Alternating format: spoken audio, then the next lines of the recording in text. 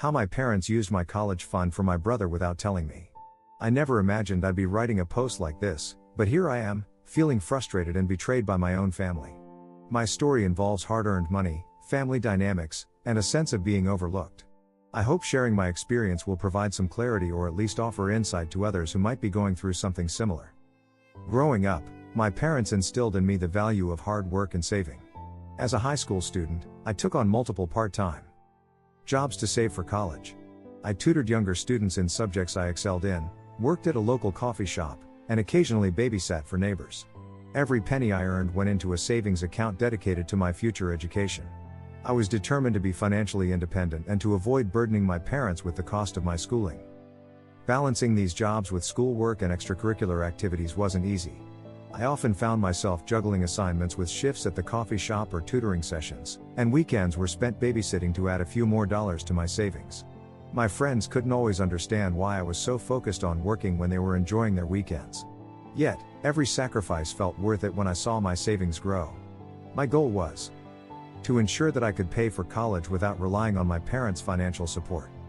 A few months ago, my parents reached out with a troubling request. They explained that they were facing a significant financial strain and asked if I could lend them some money. The details they provided were vague, but they mentioned that the situation was urgent and they needed the money to cover some expenses. I hesitated initially because depleting my savings made me uncomfortable, but they seemed genuinely distressed, and I wanted to support them. After discussing it internally, I agreed to help and transferred a considerable sum, $3,000, from my savings account to theirs. At that moment, I believed the money would be used to address the immediate financial issues they were facing. My parents had always emphasized the importance of family support, so I thought this was a way to contribute during a difficult time. However, I never imagined that the situation would evolve into something far more complicated. One evening, a few weeks after the transfer, I was reviewing my bank statements as part of my regular financial checkup. I noticed that my balance was significantly lower than expected. Concerned, I contacted my bank to understand what had happened. To my shock, I discovered that a substantial portion of the money I had transferred was used for expenses related to my little brother, expenses I had never been informed about. My brother, who's several years younger than me, had been receiving various benefits and support funded by my money. This included tuition fees for an extracurricular program he had recently joined and a new set of electronics. I hadn't been aware of these expenditures and felt betrayed that my money, which I had worked so hard to save, was being used for purposes I hadn't agreed to. Feeling a surge of anger and betrayal, I confronted my parents. I explained that I had discovered the discrepancy and was deeply hurt by how my money had been used. Their response was a mix of guilt and defensiveness. They admitted to using the funds for my brother's expenses but argued that they had to prioritize his needs due to his current situation. They maintained that they had acted in good faith, assuming it was acceptable to use the money this way since it was family money. I was devastated. The financial aspect was painful, but it was the breach of trust that hurt the most. I had worked tirelessly to save that money, and it felt like my efforts and sacrifices were being completely disregarded. The fact that my parents didn't see the problem with using my money for my brother's expenses, without consulting me first, was disheartening. They promised to repay the amount they had used, but their apology felt hollow.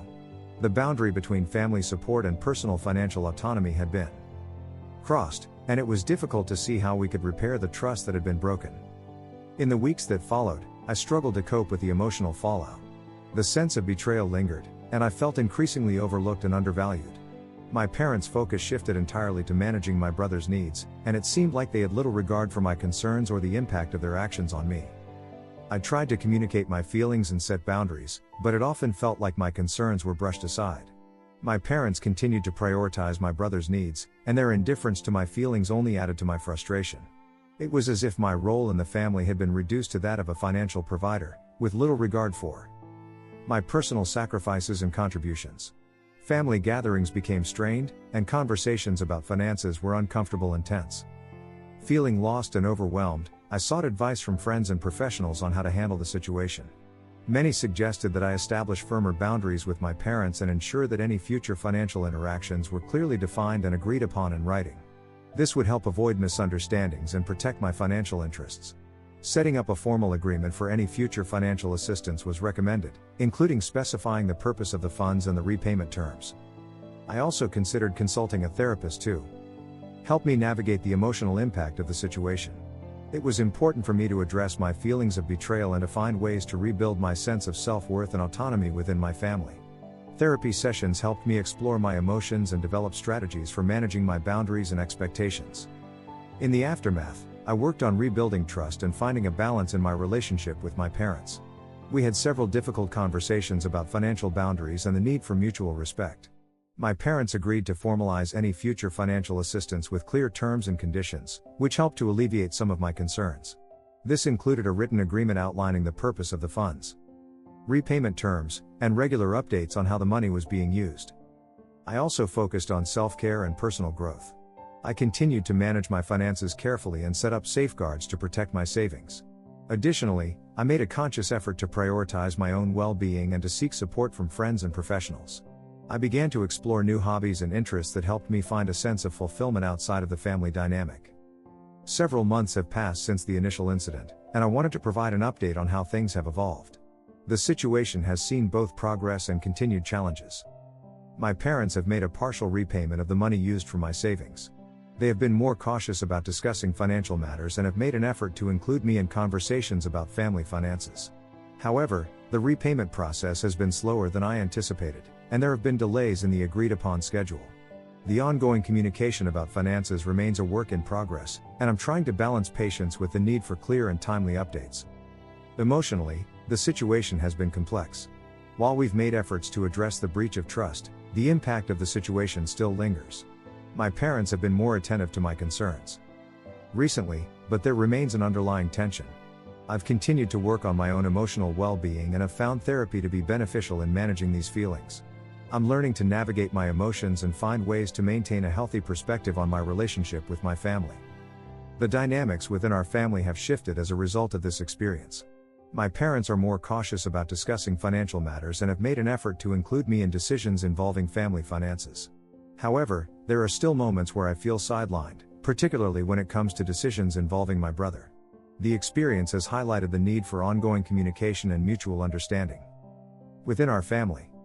On a personal level, I've grown more confident in asserting my boundaries and advocating for myself.